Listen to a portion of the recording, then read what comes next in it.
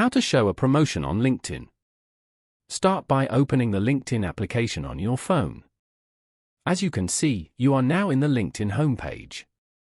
Here, you can view posts from all your connections and pages that you follow on LinkedIn. On this page, go to the top left corner and tap on your profile. Go to your profile from here. Scroll down to the Experience section. Tap on the edit icon beside it as shown. Over here, tap on the plus icon at the top if you want to add more experience. Select Add Position. You can now add your experience details over here, such as title, employment type, company or organization and more, location type and more.